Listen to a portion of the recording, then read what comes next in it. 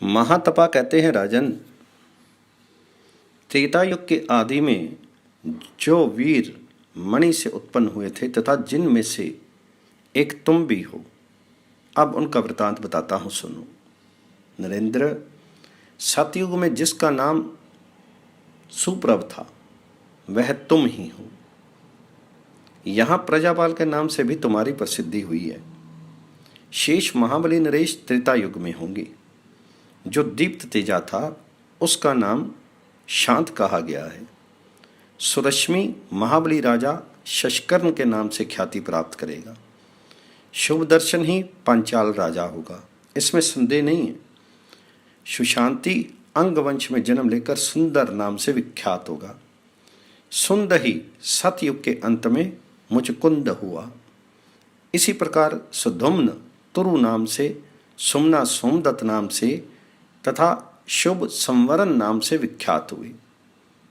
सुशील वसुदान हुआ और सुखद असुपति नामक राजा हुआ। शंभु सेनापति के नाम से प्रसिद्ध हुआ। कांत दशरथ के नाम से विख्यात राजा हुए और सोम की राजा जनक नाम से प्रसिद्धि हुई। ये सभी नरेश त्रेता युग में हुए थे। वे इस भूमंडल के राज्य सुख को भोगकर अनेक प्रकार के यज्ञों द्वारा भगवान जी की आराधना करके निस्संदेह स्वर्ग को प्राप्त करेंगे। भगवान वरा कहते हैं, वसुंधरे, ये उत्तम ब्रह्म विद्या अमृत नामक आख्यान है। इसे सुनकर राज ऋषि प्रजापाल को अत्यंत आनंद हुआ और वह अंत में तपस्या करने के लिए वन में चले गए। इस प्रकार तप एवं ब्रह्म का चिंतन करते हुए उन्होंने 5 भौतिक शरीर का परित्याग कर दिया और अंत में ब्रह्म में ही लीन हो गए। राजा प्रजापाल ने ये तपस्या वृंदावन में की थी। वहां तपस्या करते हुए उन्होंने भगवान गोविंद की इस प्रकार स्तुति की थी।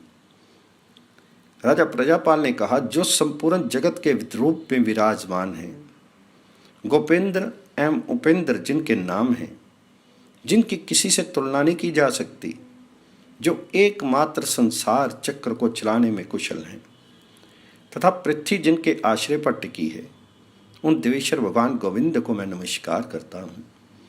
श्री कृष्ण, आप गौओं के रक्षक हैं, जो दुख रूपी सैकड़ों लहरों के उठने से भयंकर बन गया है तथा जिसमें वृद्धावस्था रूपी जल की भंवरियां उठ रही हैं एवं जो पाताल तक गहरा है, ऐसे संसार समुद्र में मैं गोते खाता हूँ।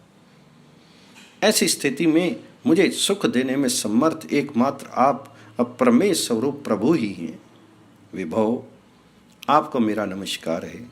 भगवान, आदि व्याधियों तथा ग्रहों के द्वारा मैं बार बार इधर उधर घसीटा जा रहा हूं। आप संपूर्ण प्राणियों के बंधु हैं। जनार्दन, दुखी एवं व्याकुल व्यक्ति पर कृपा करना आपका स्वाभाविक गुण है। अतः महाभाग, आपको मेरा नमस्कार है। सुरेश, सर्वज्ञों में आपका सबसे श्रेष्ठ स्थान है। ये अखिल विश्व आपके प्रयत्न से ही विस्तृत है। प्रभु, आपकी छत्र छाया में गोप आनंद करते हैं।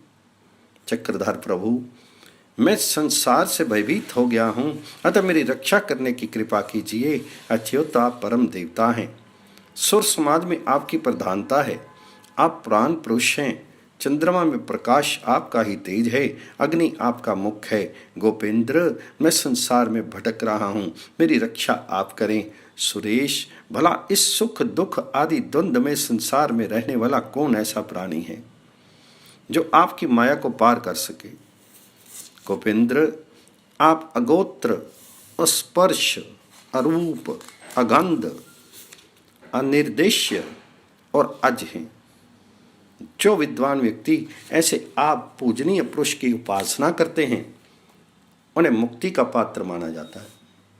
आपको ना कोई मूर्ति है, ना कोई कर्म है। आप परम कल्याण में हैं। आप शंख चक्र एवं कमल धारण करते हैं। ये पुराणों का कथन, यह सारी स्तुति औपचारिक मात्र है। मैं आपको निरंतर नमस्कार करता हूँ। आप वामन का अवतार धारण करके तीनों लोकों पर विजय पा चुके हैं। आप कृष्ण आदि चतुर्व्यूह से शोभा पाते हैं। शंभु, विभो, भूतपति और सुरेश, ये सब आपके ही नाम हैं। ऐसे अनंत एवं विष्णु नामधारी आप प्रभु को मैं प्रणाम करता हूँ। भगवान, आप स्थावर जंगम अखिल जगत की सृष्टि पालन और संहार करते हैं।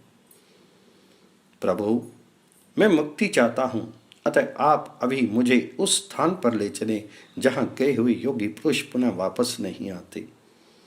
विश्वमूर्ते गोविंद, आपकी जय हो।